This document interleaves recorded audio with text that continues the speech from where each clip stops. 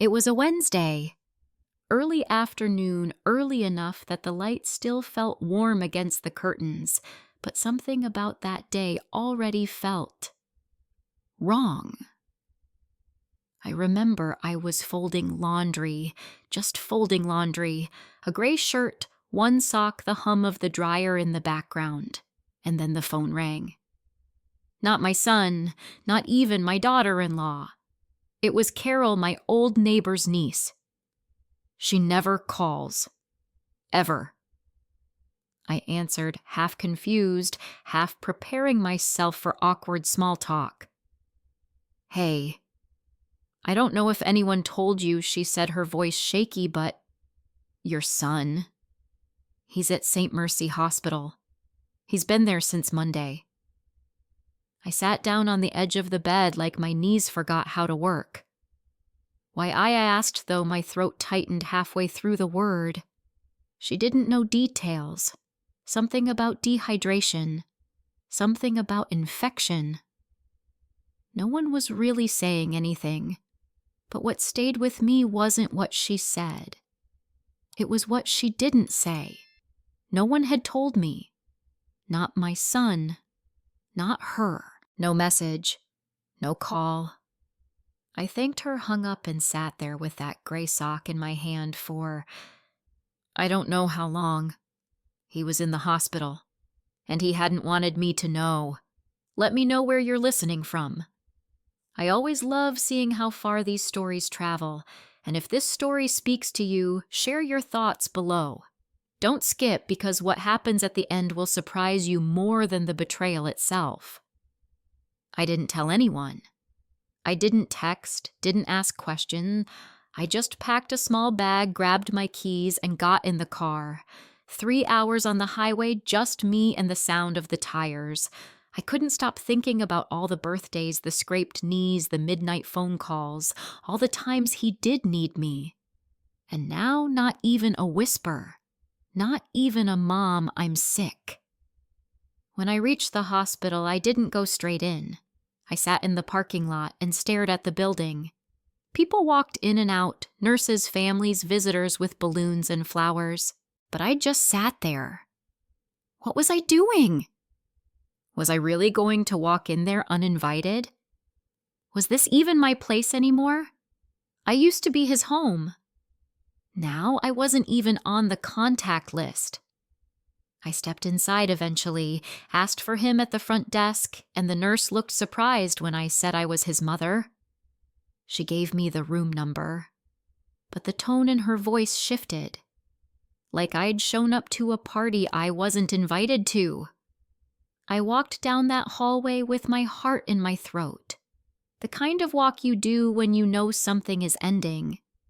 When I opened the door, he was asleep, thin, pale, tubes in his arm, his face unshaven, sunken a little, but it was still him, my baby boy. He didn't look peaceful. He looked abandoned. And for the first time in years, I saw it clearly. He wasn't just sick. He was alone. No wife, no friends, no flowers, just the steady beep of machines and a tray of untouched food. I sat down quietly in the chair beside his bed, watched him breathe, counted every inhale like it might stop. I didn't cry. I just sat. Because here's the truth. The betrayal didn't begin in that hospital room. It began years ago. Slowly, quietly, like a fog crawling in before you know it's fog. But that was the moment I knew it was real. He didn't want me there, but he needed me. And I came anyway. Not to rescue him, not to fight, not to beg. I came to see, because for the past 10 years, everyone told me I was imagining things, that I was being dramatic, that I needed to let go, that he was just busy, that she wasn't that bad. But now, there he was, alone, and I was the only one who came. The silence in that room told me everything I needed to know. I reached into my bag and pulled out a bottle of water, opened it, placed it gently on the table next to his bed. I didn't wake him. Not yet. I needed to remember this. I needed to sit with it, because what came next would change everything. And it started here, with a mother uninvited, watching her son struggle to breathe and wondering when exactly she became a stranger in his life. I wasn't supposed to have children. At least that's what the doctor said. I'd had complications early on, and after the second miscarriage, I was told gently with the kind of sad smiles doctors practice in med school that it would be wise to stop trying. But I didn't stop hoping. And when I found out I was pregnant again at 32, I held the test in my hand like it was glass. I didn't tell anyone for weeks, not even his father. I was afraid the hope would slip through my fingers if I spoke it out loud. But all 7 pounds, 8 ounces of him, nah. He had the softest brown eyes I'd ever seen, and a cry like it was made of questions. I spent the first night in the hospital just staring at him. I didn't sleep. I couldn't. I kept touching his little hands to make hates. They put him in my arms, and that was it.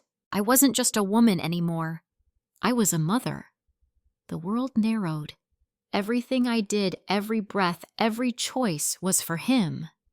I cooked with one arm while holding him in the other. I worked part-time jobs when his father got laid off. I made his Halloween costumes by hand. I read to him every single night until he was too old to ask. And even then, I kept the habit for myself. We didn't have much. A modest home, a small yard with a crooked fence. But he never lacked love. He was quiet like me, thoughtful, sensitive in a way I was careful to protect. Some boys get told to toughen up. I never let that happen to him. If he cried, I let him. If he needed time, I gave it. And when he got older, when the world tried to make him colder, I held on even tighter. I remember when he got sick in the 3rd grade, pneumonia. He had to stay home for 2 weeks, and every night I slept on the floor next to his bed just in case his fever spiked. He would reach out his hand in the dark just to check if I was still there. "I'm here, baby," I'd whisper. "I'm always here." He used to say, "Mom, I'm gonna buy you a big house one day." I'd laugh.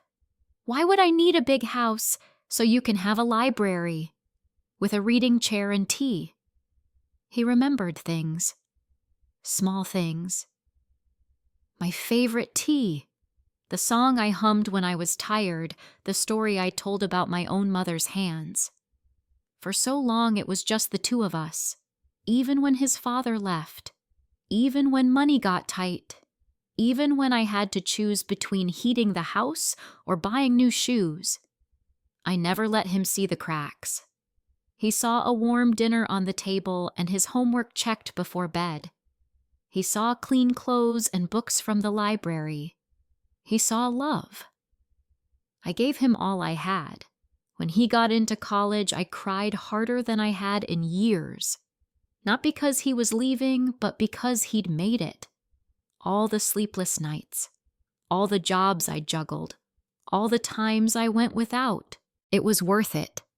I told myself the distance would be good, that I'd finally get some rest, that I could finally start doing things for me. But the silence started then. At first it was normal. He was busy. New classes, new friends. Then it was different. Calls got shorter. Texts were one-word answers. Then came her. At first I was just happy he had someone. She was polite, sweet even, always dressed sharp, always complimented my cooking. But there was something about her eyes like she was always calculating. I brushed it off. Maybe I was being overprotective, but over time things shifted. He stopped coming home for holidays. She said it was too much driving. He missed my 60th birthday, sent a card 2 days late. He canceled lunch with no explanation. When I finally asked gently if I'd done something to upset him, he said, "Mom, you're too emotional. It's exhausting." I remember where I was standing when he said that. In my kitchen, still holding the phone. That word, exhausting. After everything I'd done, I didn't argue. I didn't cry. I just said, okay. That was the moment something started to die. Not my love. That never died, but the illusion. The illusion that I was still his person. That I was still needed. I told myself maybe it was a phase. Maybe it would pass. But years went by. Years. He got married. I was invited, but barely included. She sent the invitations. She made the seating chart. I was seated at the back. And then came the real silence. I'd send messages just checking in. Sometimes he'd reply, sometimes not. I still sent birthday cards. Still called on holidays even when it went to voicemail. Still sent gifts. Still waited. Because that's what mothers do right. They wait. Even when the door is locked. Even when the light's gone out. Even when the world tells them it's time to let go. But sitting there in that hospital room watching him breathe through a tube, I realized something. Maybe he thought I was gone. Maybe she told him I'd moved on. Maybe they thought I didn't care. But I was always there. Just in the background. Watching. Waiting. He was my whole world. Still is. But now, the world looks different. And I'm not the same mother I used to be. I first met her at a coffee shop just off campus. He'd asked me to come visit him for a weekend during his junior year, his treat, he said. I remember being so excited. I even bought a new blouse for the occasion. When I walked in, he was already there, and sitting beside him was her. "Mom, this is Vanessa." She stood to shake my hand, all perfect posture and polished nails. She smiled like she'd practiced it. "Said all the right things, so nice to meet you. I've heard so much about you. Your son talks about you all the time." But there was something off. Something behind her eyes.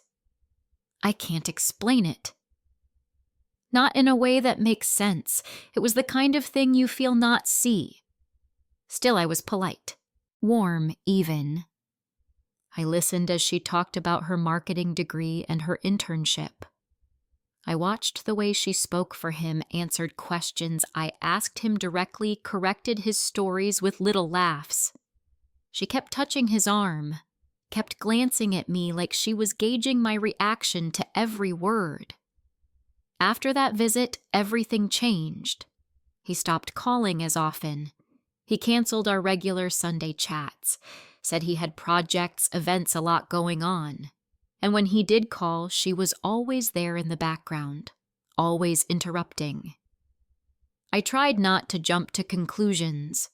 I told myself maybe they were just infatuated. Young love can be like that, intense, all-consuming. But then came the Christmas visit. He'd promised he'd come home for the holidays. I decorated the house, put up the lights, cooked his favorite meal, roast chicken, not turkey, just like he preferred. And then 3 days before, I got a text. Not a call. A text. "Hey, we're going to Florida with Vanessa's family. Won't make it back this year. Sorry. That word struck me like a slap. It wasn't just him anymore. It was we. And we didn't include me. I didn't reply right away. I couldn't. I just stared at the message, then looked around my kitchen at the table I'd set for two. The wrapped gifts. the tree blinking in the corner like it didn't know Christmas had just been canceled.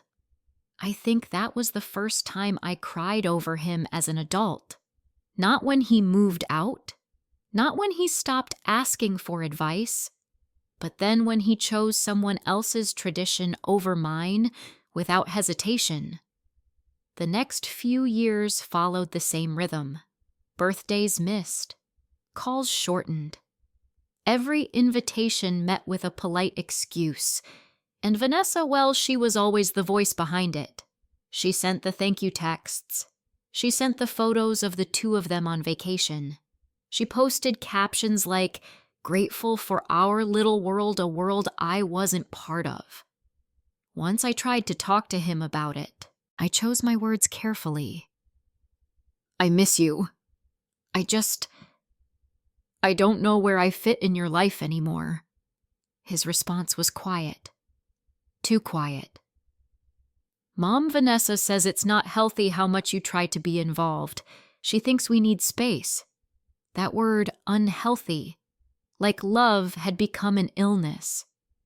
I remember sitting down slowly in the living room, the receiver still warm in my hand, and I realized she was rewriting me, little by little, moment by moment, turning me into the overbearing mother, the emotional one, the one who just couldn't let go. He started calling me by my first name in public, not Mom, just Eileen, like I was a distant aunt. And when they got engaged, I found out through Facebook. No call, no invitation to celebrate. Just a ring photo with her hand pressed against his chest, both of them smiling like nothing else in the world existed. I commented, "Congratulations." She deleted it. When I asked him why, he said Vanessa wants to keep things more private. Private. From his mother, I started to feel like a ghost. Still alive, but fading. And I wondered if that was her plan all along. She didn't want to fight me. She wanted to erase me, make him forget what it felt like when he'd cry in my arms, forget the songs I used to hum when he was sick, forget the way he used to run to me after school holding up his drawings with pride. She wanted to be his everything, and there was no room for me in everything. I kept showing up, kept trying, invited them over, offered to help with the wedding, suggested a brunch, a dinner, a weekend visit. Each one gently declined. And when they finally did visit once, it was awkward. Vanessa walked through my home like a realtor, eyeing the furniture, complimenting the vintage aesthetic. She asked if I had any antiques with real value. She asked about my finances, casually, lightly, like it was small talk. But I saw what she was doing. She was assessing, measuring, and my son. He just smiled, agreed with her when she said the house was too big for one person, that maybe I should think about downsizing, that maybe they could help me find a buyer. I felt like I was drowning in my own home. The walls that once echoed with laughter now seemed to listen in silence. After they left, I walked through the rooms, touching the backs of chairs, the photo frames, the worn handle of the kettle. Everything I built, everything I gave. And I asked myself the question no mother ever wants to ask. What did I do wrong? Was it loving him too much? Was it not setting enough boundaries? Was it trusting too quickly? I didn't have the answer then, but I would, soon, because as much as they thought they'd won, they didn't know who I really was. Not yet. I stopped arguing. That was the first real shift. Not in them and me. I stopped asking why they didn't visit. Stopped reminding them of birthdays or anniversaries. I stopped sending long texts full of warmth that were answered with dry, flat thanks. I learned to smile, not because I was happy, but because that was the only expression that didn't invite pity or more silence. When they said they were too busy to come for Thanksgiving, I smiled and said, "Of course you've got your own lives." When they didn't send a Christmas card, I smiled and told the neighbor, "Young people don't do cards anymore." When they forgot my birthday altogether, I told myself I didn't care. And the truth is, I think I believed that for a while. Denial is powerful, but behind the smile, I started paying attention. Because if they weren't going to give me answers, I'd find them myself. Vanessa had a way of leaving clues, little things in her tone. The way she'd say, "We'd come visit, but the gas prices are just insane," even though I knew she just posted a vacation photo from Cancun. Or Matt's been under a lot of pressure, so we're limiting external stressors. External stressors. That was me now. A stressor. I watched their lives unfold through the filtered lens of social media. Fancy dinners, couples retreats, a new apartment with a skyline view, but never once a photo with me. I wasn't in their story. Still, I didn't speak up, didn't challenge it, didn't ask for more than they gave. I just observed. And in the quiet, I started seeing things differently. It was one phone call that changed everything. A small thing, really. I'd left a voicemail wishing Matt a happy anniversary. It had been 5 years since their wedding. I remembered the date even if they never remembered mine. A few hours later, I got a call back. Only, it wasn't Matt. It was Vanessa. Her voice was cold. Not rude, just cold. Like someone tired of keeping up a performance. "Hi, Eileen. I wanted to touch base about future communications. Matt's been overwhelmed lately, and these messages, they just add to that." I stood there in my kitchen staring at the phone like I was holding a snake. She kept going. "You're his mother, obviously, but emotional boundaries are important. We're working with a life coach, and they've helped Matt realize he needs to separate from some old patterns. Some old patterns. I'm not trying to be harsh," she added, "but we'd appreciate some space." I didn't respond. Not because I didn't have anything to say, but because the words that wanted to come out weren't fit for polite company, so I thanked her, hung up, and stood in my kitchen as the last bit of my motherhood felt like it was being vacuum sealed and shoved into a box I was no longer allowed to open. I didn't cry. I think I'd finally reached the place beyond tears, and that's when I started keeping a notebook. Not for journaling, not for poetry, just facts. Every call ignored, every visit canceled, every backhanded comment, every strange financial question, every time she asked about my bank, my will, my insurance. It was all small stuff, easy to overlook on their own. But I saw a pattern, and the more I wrote, the more I realized how long it had been going on. Control isn't always loud. Sometimes it's silent.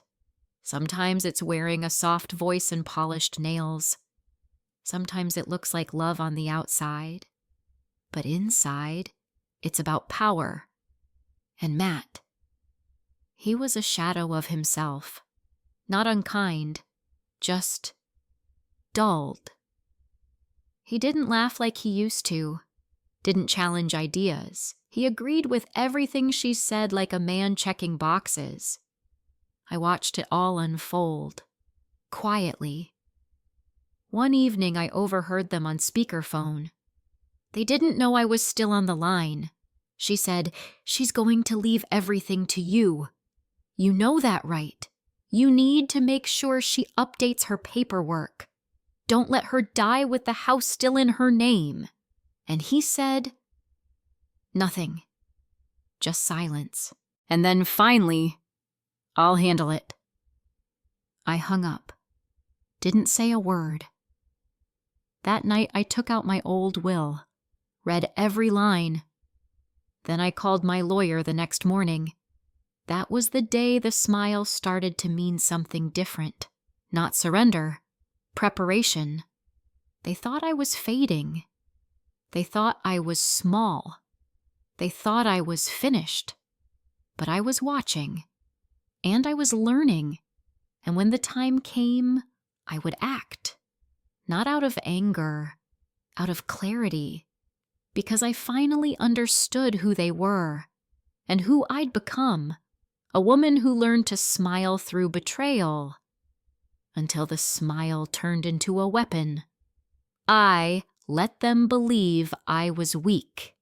It's easy to hide strength when everyone already thinks you're fragile. I played the part well. I kept my voice soft. I kept my texts cheerful.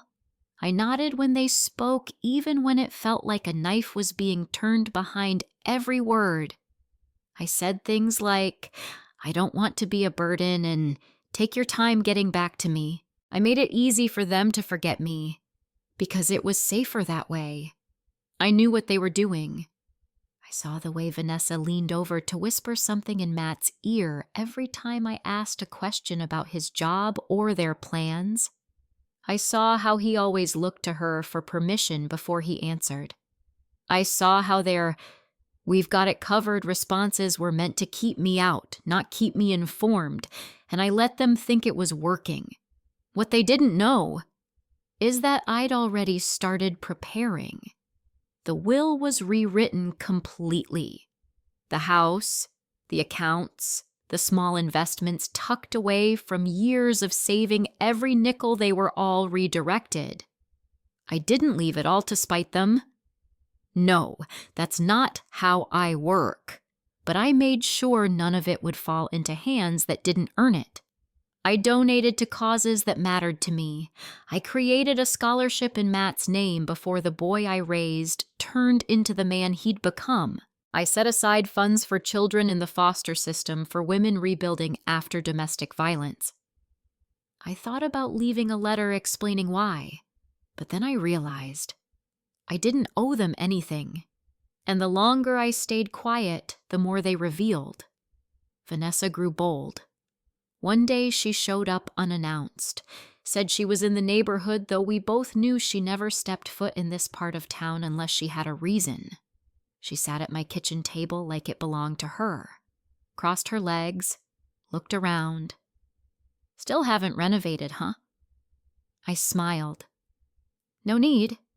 Everything still works. She nodded, took a sip of the coffee I offered her, then cut right to the point. Matt and I were talking about the future, about what happens when you're not around anymore. I blinked. Slowly. She went on. Not trying to be insensitive, of course, just practical. You're getting older. It might make sense to consolidate your assets. Maybe even sell this place before something happens unexpectedly. There it was. She said it without flinching. Before something happens. I looked around my kitchen, my chipped tile, my worn wooden cabinets, my clock that always ran 3 minutes slow. I'm not planning to die this week, I said with a little smile. Vanessa gave a polite laugh. Of course not. Just thinking ahead. She didn't notice my hand tighten around my coffee mug. Or maybe she did and she liked it. I'll think about it, I said. That was all she needed to hear. The next week, Matt called me for the first time in months. His voice was warm, maybe even a little nostalgic. Hey, Mom. I was just thinking about you. How are things? I almost laughed. Almost. He asked if I'd considered making things easier on myself. You shouldn't have to take care of a house on your own, he said. You could get a condo somewhere near us. We'd be able to check in more often. Check in. Not visit. Not spend time. Just check in. Like I was a plant that needed occasional watering. I told him I'd think about it. And then I called my attorney again. Vanessa sent me a list of realtors the next week. I never replied. I didn't need to argue, because while they were busy planning their win, I was planning their absence. I started removing them from everything, quietly, deliberately, without fanfare. The emergency contacts, the beneficiaries, the healthcare proxies, all replaced. I chose a close friend from high school, Lorna, someone who knew me before I became someone else's mother, someone who still saw me. I updated everything down to the storage unit with my late husband's belongings, and when I was done, I sat back in my chair and felt calm. Not victorious, not angry, just settled. They thought I was naive. They thought I was scared to be alone. But the truth is, I'd been alone for a long time. Ever since the real Matt, the one who made me a necklace out of macaroni at age 7, started slipping away. I missed him, desperately. But I didn't miss this version. The one who stood by while Vanessa erased me inch by inch.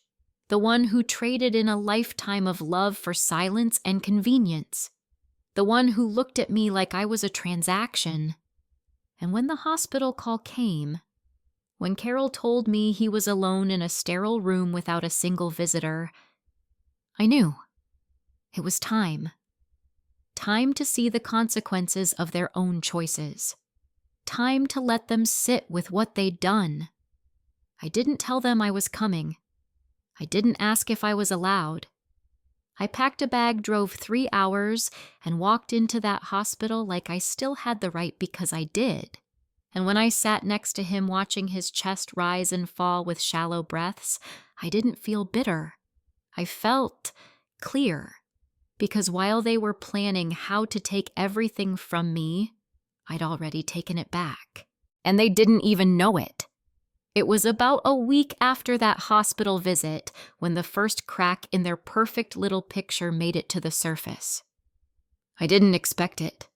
I hadn't planned on hearing anything at all. But trouble has a way of floating up, especially when it's been pushed down too long. Carol called me again. Her voice was softer this time. Cautious, like she didn't know what I already knew. Hey, I don't know if anyone told you, but Matt got discharged last night. I stayed quiet. She continued. I guess he didn't have a ride. Ended up taking a cab. Alone. I thanked her. Hung up. Sat down at the kitchen table and stared at the wood grain like it was a map. Vanessa didn't pick him up. I knew it then what I'd felt in that hospital room was real. He was unraveling. Not in a loud, dramatic way, but in the quiet, crumbling kind of way, the kind that starts in your bones and works its way into your decision. I heard from someone else again, not from him, that he'd taken a leave of absence from work. Something about burnout. And then came the letter. Not from Matt. From the insurance office.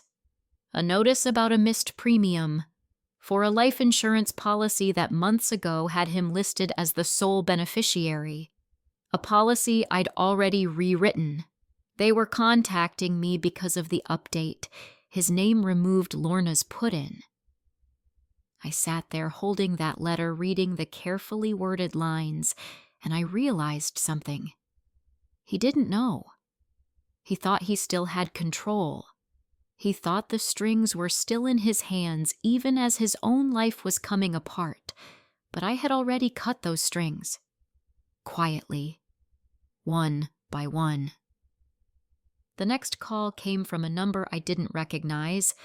Voicemail. Hi, Mrs. Delaney. This is Alice. I work at Matt's building. I probably shouldn't be calling, but he hasn't paid rent in 2 months. I thought you might... She cut herself off. I never called back, not because I didn't care, but because I did. If I had picked up that phone, I don't know what I would have said. Why didn't you call me? Why did you throw me away? Why did you let her turn you into a stranger?" So instead, I said nothing. I went into my guest room, still untouched, still with the quilt he liked as a boy folded neatly on the bed, and I sat there. I remembered how Hiwa used to come home after a long school day and just lie there staring at the ceiling, asking questions about the stars. "Do you think I'll be important one day?" I always told him yes, but I never thought his importance would come at the cost of decency. I started hearing more through the grapevine, never from them. They'd downsized their apartment. Vanessa had started working again part-time, and then one day the knock came. Vanessa. Not dressed like she usually was. No polished nails, no smooth hair. She looked tired. "Hi," she said. "Can we talk?" I didn't move from the doorway. She glanced down, swallowed hard. "Matt's not doing well. He won't admit it, but he's falling apart." I didn't say a word. He needs help. He won't say it, but I think he needs you. Funny how quickly boundaries get forgotten when consequences knock on the door. I let her stand there in the silence. Then I asked, "Why are you telling me this?" She hesitated. "Because you're his mother." That word again. Not when they wanted distance, only when they wanted something. I let her talk. I let her twist herself into knots, trying to justify why she'd kept me out for so long. She even cried. But I just listened. And when she finally asked, "Can you please come see him?" I said, "I already did." She blinked. What I nodded. At the hospital. I sat beside him. He didn't know.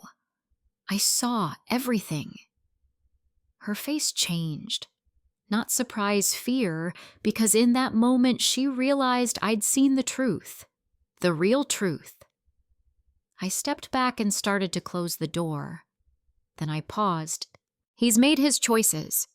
And so have I. Click. I didn't slam the door. I didn't shout. I just closed it. Because sometimes silence is the loudest thing you can give someone. They thought they broke me.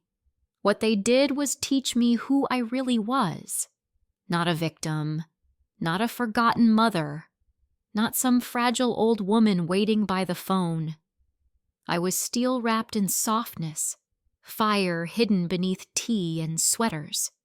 And when I finally chose myself, everything they built on lies started to fall apart, one brick at a time. He didn't recognize me at first. When I stepped into that hospital room, the light was dim, the air heavy with that sterile stillness unique to places where people wait between worlds, between healing and fading. Matt was propped up slightly, eyes closed, lips dry. His cheeks had thinned, the hard lines of stress mapped across his forehead. I watched him breathe for a long while before I said anything. The room was empty, except for a wilting bouquet shoved into the corner. No notes, no visitors, just a man unraveling beneath crisp white sheets. I pulled the chair beside his bed, sat down slow. Then I said his name. Matt. His eyes fluttered. Slowly he turned toward me. Confused at first, then something else. Regret, maybe. Shame. Mom. His voice cracked like he hadn't spoken in days. I reached into my bag, pulled out a bottle of water, unscrewed the cap, and offered it to him. He took it with trembling hands. Drank. Then silence. Not awkward silence, necessary silence. The kind you walk through like a storm. "I didn't know you were coming," he said, looking down at the edge of his blanket. "I know." He glanced at the machines around him, then back at me. I didn't want you to see me like this." I nodded. And yet here I am. He didn't smile. He looked like he wanted to, like the habit was still in there somewhere, but the weight of it all sat on his chest like a stone. "You were alone," I said, not as a question. He didn't answer, so I kept going. "You were alone, Matt. You didn't tell me. You didn't want me to know." His face pinched with something like pain or guilt. Vanessa said I raised a hand. Not loud. Not harsh. Just firm. "Don't make this about her. This isn't her hospital bed. It's yours." He looked away. I leaned in elbows on my knees. My voice didn't tremble. "I sat at the same bed 2 nights ago. You were asleep. I watched you breathe. You didn't know I was there. But I was." His lips parted slightly. He swallowed. I kept going. "You let her pull you away from me. Slowly, quietly, year by year, call by call, holiday by holiday. And I let you go because I thought you were choosing something better." He opened his mouth, but I didn't let him speak. "Not yet. But now, look at you, alone, sick. And she didn't even show up until the 3rd day." He blinked fast. His throat worked to form words. "She said she had meetings," I laughed once. Quiet and sharp. "She had plans." "Yes, always plans. She had plans when you missed Christmas. She had plans when you forgot my birthday. She had plans when you deleted my comment off your engagement post." His eyes widened slightly. "Oh, you didn't know I saw that I asked. I saw everything. Every time she erased me, you stood there and said nothing." He looked smaller then, like a boy again. "I didn't know how to stop it," he whispered. She said you were too much, that you didn't respect boundaries." My chest tightened. Not with sadness, with clarity. "I gave you everything I had, and when you grew up, I didn't ask for much. Just that you remember I exist, that I matter, that I'm not disposable just because you married someone with a tighter grip on your decisions." He pressed his eyes shut. "I tried to fix it," he muttered. "I thought maybe I could fix it later. But then I got sick and I didn't want to call you. I didn't want you to see what I'd become." I leaned closer. "You became someone I don't recognize, Matt. And it didn't happen in the hospital. It happened long before." He stayed quiet. I reached into my purse and pulled out an envelope, set it gently on the table beside his bed. "This is the last letter I ever wrote you. I used to write them every year, for birthdays, for milestones. I never sent them. I kept them in a box. This one, I almost burned." He looked at the envelope like it might bite. "I won't read it to you," I said. "You can do that on your own, if you want." Then I stood. He looked up at eyes glassy. "Are you leaving?" "I am." His mouth moved like he wanted to say something else, like he wanted to ask me to stay. But he didn't. And I didn't offer. I looked at him, really looked at him, and said the one thing I'd been holding back for years. "I loved you so fully that I forgot how to love myself. But not anymore." His lip trembled. He looked down again. I walked to the door, paused with my hand on the frame. "I'll always be your mother, Matt. But I won't be your silence." Then I left. And this time, I didn't look back. The walk down that hallway felt longer than the drive home. I remember every step, every echo, the smell of antiseptic, the low hum of machines from behind closed doors. I passed a nurse with tired eyes and a coffee in her hand, and I wondered if she'd been in his room, if she knew the truth, if she'd seen how empty it was around him. No flowers, no cards, just the beep of a monitor and a man with too many regrets to speak aloud.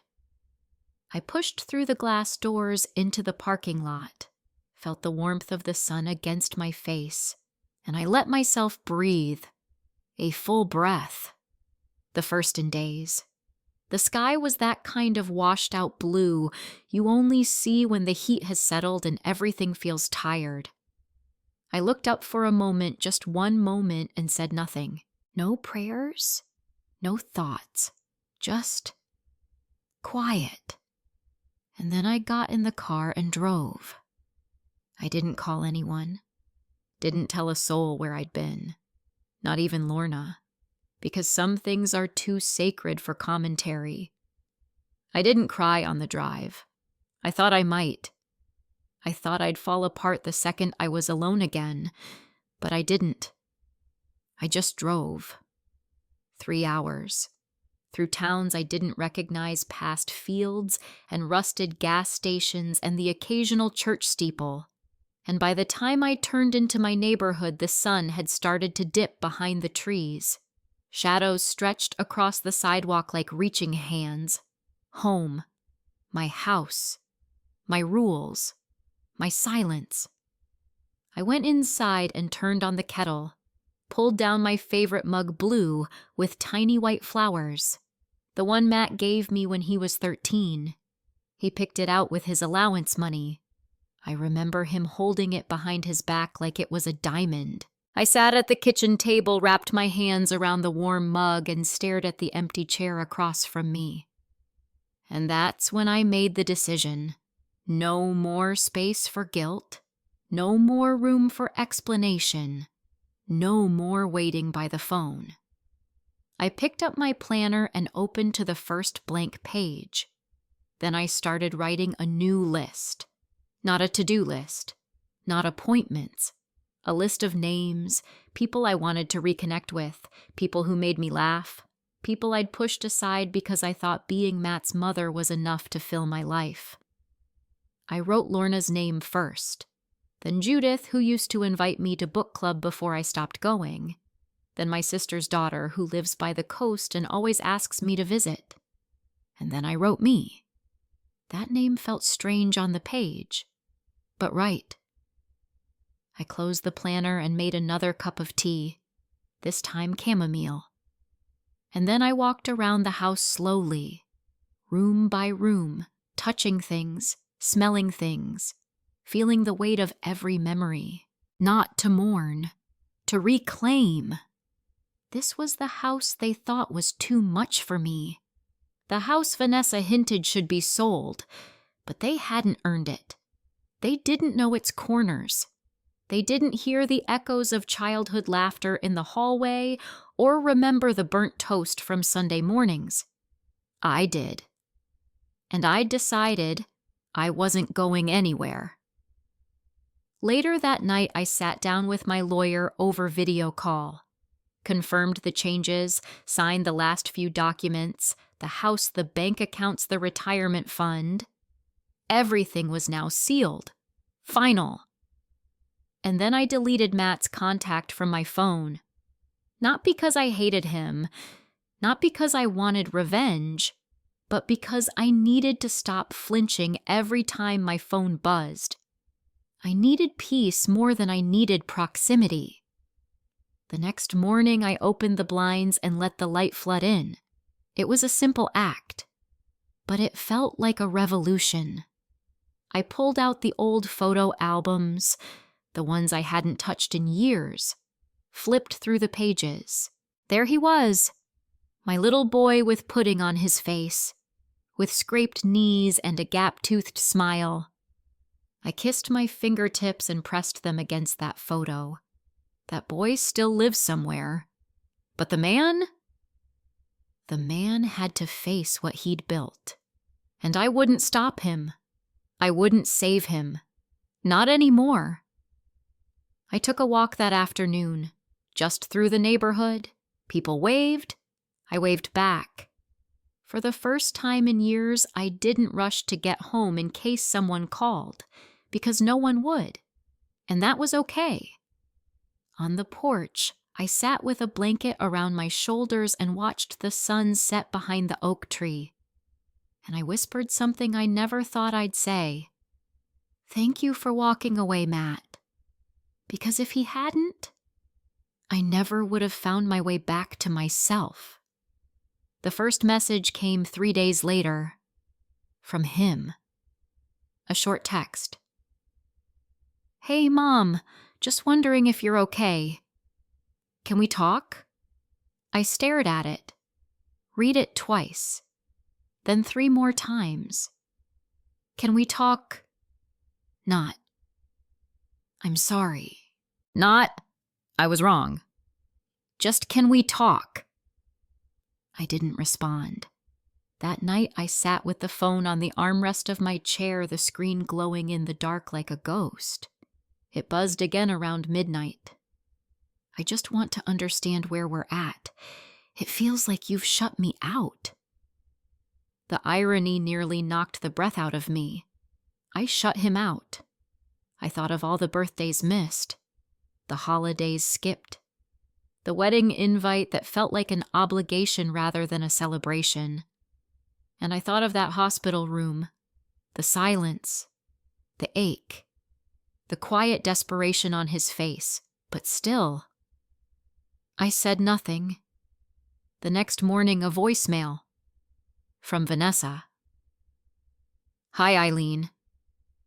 I don't know what's going on exactly, but Matt is really struggling right now.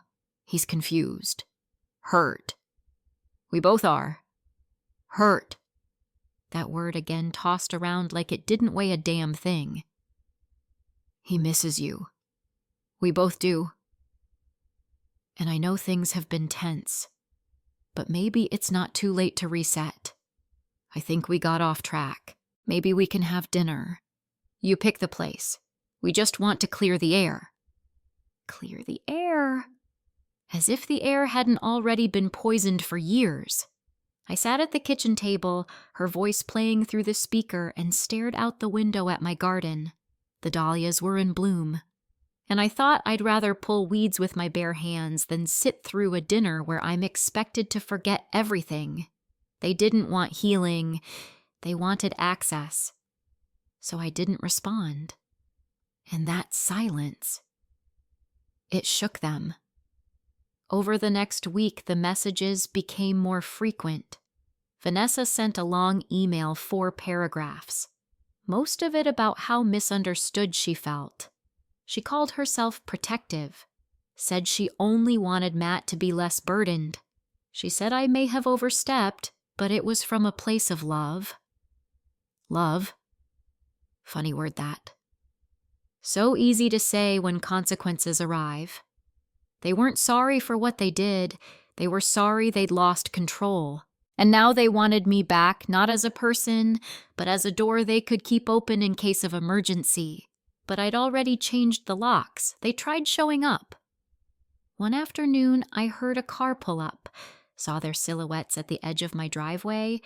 I didn't open the door. I didn't wave from the window. I stood in the hallway, heart-steady, arms crossed. They knocked, waited, knocked again, and then left. I watched them through the sheer curtains, watched Vanessa walk ahead, Matt dragging behind. His shoulders were hunched, like a man who'd realized too late that love isn't infinite when you treat it like spare change. I didn't cry. I didn't rage. I just turned away and brewed another cup of tea. That evening, Lorna came by. She brought a peach pie and didn't ask questions. We sat on the back porch as the sky turned gold, and she finally asked, "You okay?" I nodded. Better than I've been in years. Because I was. I wasn't sitting in silence hoping the phone would ring. I wasn't making excuses for why I didn't hear from him. I wasn't bending over backwards trying to be invited to a life that no longer wanted me. I was here, in my own life. And they were finally feeling the cost of cutting me out. Later that week, I got a letter, handwritten, from Matt. The handwriting was still the same, slanted, neat. He wrote, "I think I let you down. I don't know how to fix it, but I want to try." There were more lines, apologies, memories, mentions of things he remembered from his childhood. The time I stayed up sewing his Halloween costume until 2 a.m., the apple pie I made when he had his first heartbreak, the way I always said, "I'm here when he needed me." I folded the letter slowly, pressed it shut, then placed it inside my old jewelry box.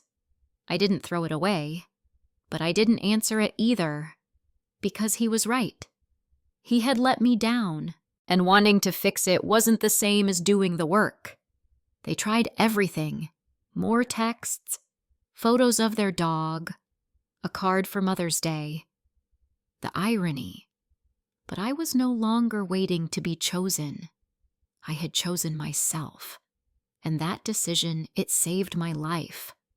I kept them in a shoebox, tucked under my bed right at the back where the dust collects and memories go to sleep.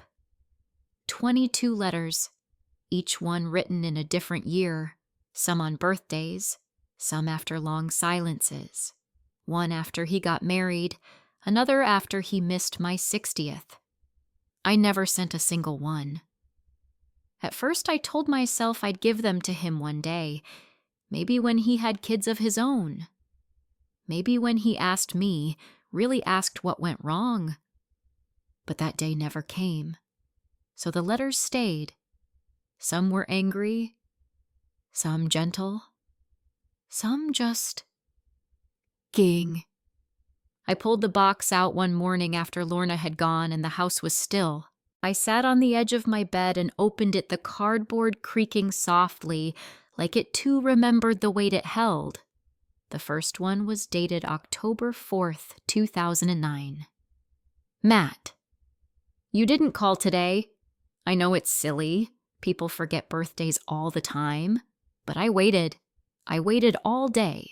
I made myself your favorite cake. Still can't break that habit, I guess. Anyway, I hope you're happy. That's all I've ever wanted. I folded it back up slowly. That letter was written the first year he didn't come home for my birthday. I picked up another, dated June 2012. After our argument, the one where I finally asked why he never visited, and he said I was too emotional to be around. Matt, I've always cried easily. You used to say it meant I had a big heart. Now it seems to embarrass you. I don't know how to stop being myself. I don't think I should have to. But if I have to be quiet to stay in your life, maybe I need to stop knocking. That one hurt to read, because I remember the day I wrote it. Sitting on the front porch, tears soaking through my blouse, the pen trembling in my hand. I never sent it. I just folded it, placed it in the box, and swallowed my grief. One by one, I read them all. Some just a few sentences. Some pages long. A mother's heart poured out over and over into paper she never had the courage or the cruelty to send. Until now. I sat with that box for over an hour, my fingers trembling slightly from age and ache. Then I lit a fire. Not a big one. Just the fireplace. Quiet. Contained. And one by one, I fed the letters to the flame. They curled slowly, the words blackened and vanished. Not out of rage, not out of vengeance, but because I didn't need them anymore. I had finally said what needed to be said in a hospital room where the truth couldn't hide behind texts or polite silence. I watched the last letter burn, the one I wrote on the day he graduated college. Matt. Today. I watched you walk across that stage. I cried, but not where anyone could see. I just wanted you to know I'm proud of you. I always have been. I always will be. That one took the longest to burn, but when it finally turned to ash, I felt something lift. Grief doesn't leave you, but it changes shape when you stop giving it a voice it doesn't deserve. That night I sat on the back porch. No music, no lights. Just the sound of wind moving through the trees. I closed my eyes and whispered, I gave you everything I had, Matt, even when you didn't ask for it, even when you didn't want it. But that part of my life is over. The next morning, I took the empty shoebox out to the bin. It was light. Too light for the years it held. Then I called Lorna, asked if she wanted to go to the coast with me next weekend. She laughed and said, only if we stop for pie. Of course I said, life's too short to skip pie. And for the first time in a long time, I felt free. Not because I'd won, but because I'd finally let go of the parts of myself that had been waiting to be seen, waiting to be loved, waiting to be forgiven. I didn't need his permission to move on, and I no longer needed to keep a record of every time he left me behind, because I had chosen to stop following. The path forward was mine now, and I was finally ready to walk it. It had been almost a month since I burned the letters when the nurse called. Her name was Marissa. She said it quietly like it was something I might forget. Hi. I hope I'm not overstepping, she said, but I wanted to let you know about something your son said during his stay. My heart didn't race. It didn't drop either. It just waited. I was on night shift, she said. He was coming off some pretty strong medication, half asleep, kind of in that in-between place. He didn't know I was there. I said nothing. Just listened. He started mumbling about a song. I blinked. A song, yes. He said, she used to hum it when I was sick. The one with the rain in it. And just like that, something moved in my chest. Because I knew the song. Raindrops keep falling on my head. I used to hum it when he had fevers as a child, curled in a ball under his dinosaur blanket. He'd always smile when I got to the part about cryin's not for me. I hadn't thought about that song in years. He kept repeating it, Marissa said. Then he said, I think I broke her heart. My throat tightened. He didn't say your name, but it felt important. I don't know. I just thought you should hear it. I thanked her, calmly. When I hung up, I sat with it. Not the guilt, not the grief, just the reality. He remembered.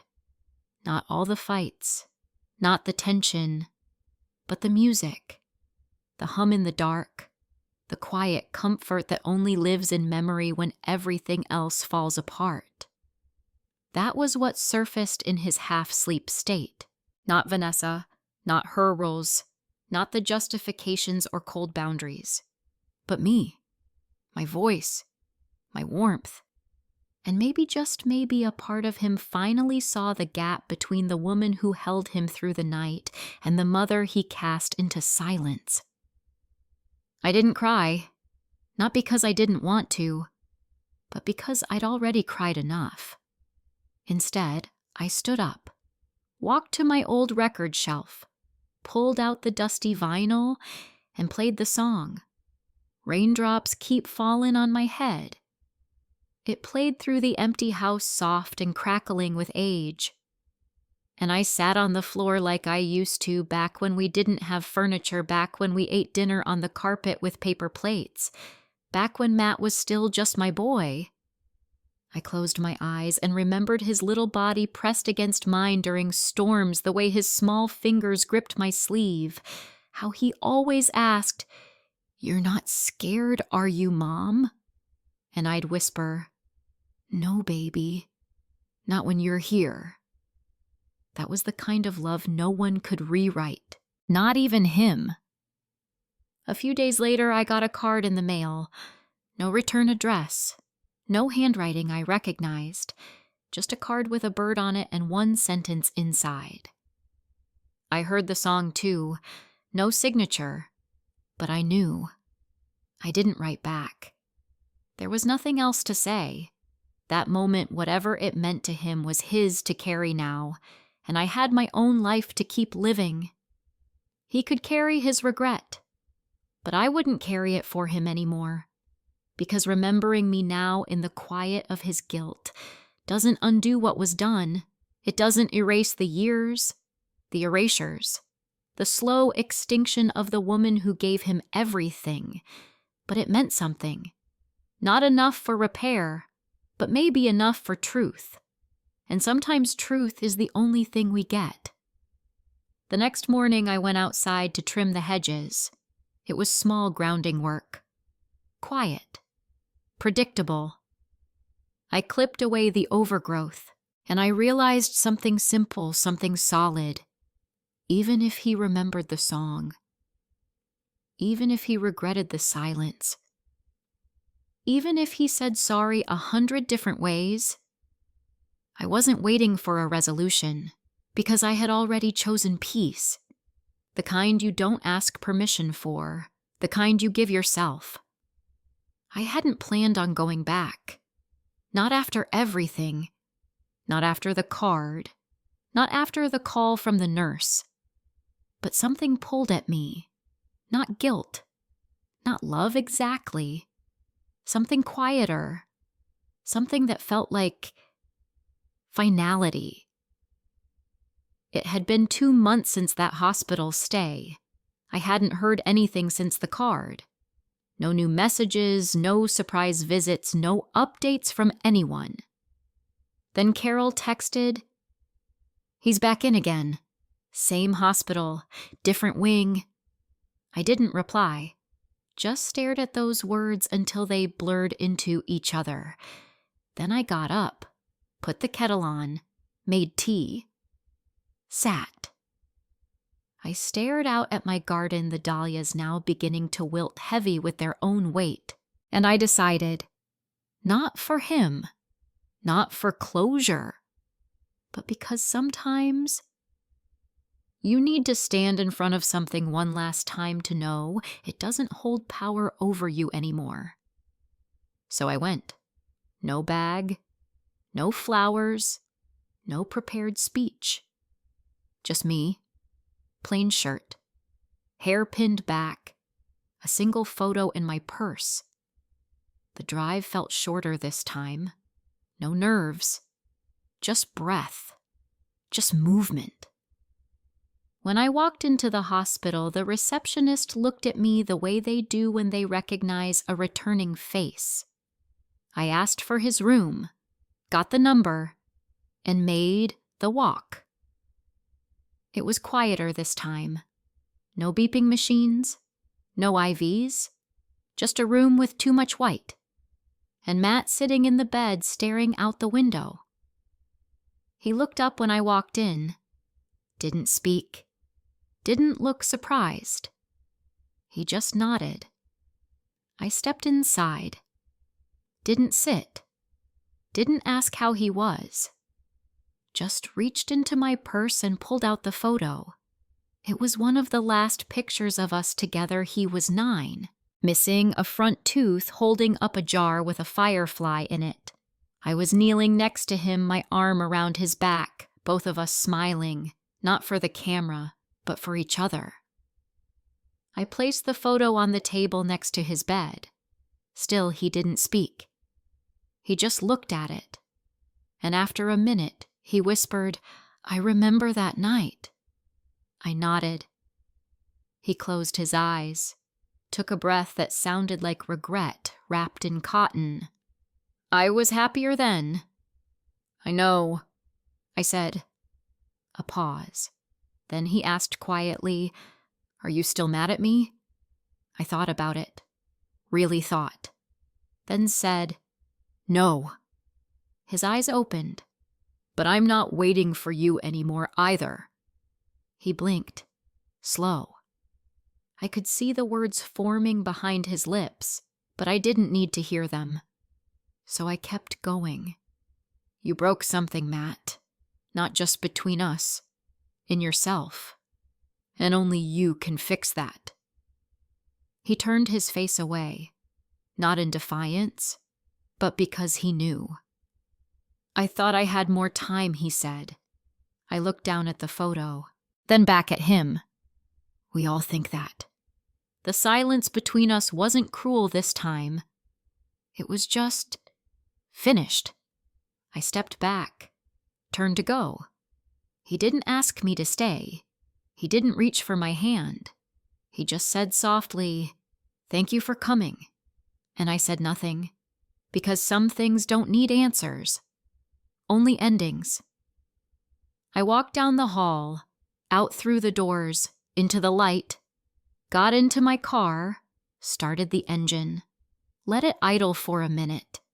Then I reached into my purse, took out the second photo, the one I didn't show him. It was from his wedding. I was in the back row, alone. He never looked back. Not once. I rolled down the window, held the photo out, let the wind take it. It fluttered, curled, flew. Gone. That was the last time I saw him, not because I hated him, but because I loved myself more. It's strange what people remember about you. They remember the softness, the casseroles, the quiet voice that never interrupted. They remember the holidays you made special even when they forgot to show up. They remember the way you said it's fine when it wasn't. But they rarely remember your strength, because it doesn't always roar. Mine didn't. It whispered. It waited. It endured. But it was always there. They thought I was weak, because I didn't yell, because I didn't fight back, because I kept showing up long after they stopped asking me to. But that wasn't weakness. That was love. And when that love stopped being returned, when it turned into something transactional, conditional, quietly cruel, I didn't disappear. I changed. Quietly. Deliberately. Completely. I stopped asking to be chosen. I stopped offering explanations. I stopped handing over pieces of myself, hoping someone else would make room for them. I reclaimed my life, piece by piece. I rebuilt friendships I'd neglected while waiting on a son who no longer saw me. I planted new flowers. I painted the front porch. I joined a library committee. I laughed again, real belly-deep laughter that didn't feel like it needed to be hidden or earned. I filled my days with joy I didn't have to beg for, and slowly the ache that used to sit in my chest every morning eased. It didn't vanish, but it made space for something else. Peace. I still think about him sometimes, not with anger, but with something like distant warmth. Like looking at an old photo of a house you once lived in. You remember the wallpaper, the way the floor creaked near the hallway, but you don't want to go back. You're just grateful for what it taught you. That's how I feel now. Grateful. Not for the betrayal, but for the boundary it forced me to build. I don't regret being his mother. I don't regret the years I gave. I don't even regret the silence, because all of it led me here to this version of me, the woman who still wears the pearl necklace he gave her in 7th grade, the woman who hums when she gardens, the woman who sits on her front porch with a glass of iced tea and knows she doesn't owe anyone her silence or her pain. People ask me now, Do you still talk to your son? And I say, no. And I don't explain, because peace doesn't always need permission. He sent one more card, months later. Just 4 words. I'm sorry. I see it. I read it once, placed it in the drawer with the warranty manuals. Not because I didn't believe him, but because it wasn't my job to carry his realization. I already did my part, and he'll have to live with his. I still have the photo from that Firefly night, the one I left on his hospital table. I had a copy made. It sits framed on my dresser now, not because I miss who he is today, but because I remember who he used to be, and who I was then too. And in some strange way, that memory holds both joy and sorrow in equal measure. I don't need more than that. My story doesn't end with reconciliation. It ends with truth. I was never weak. I was just waiting for the right moment to stop being quiet. And when I finally did, everything changed. For me, not for him. And that's the kind of ending no one can take away.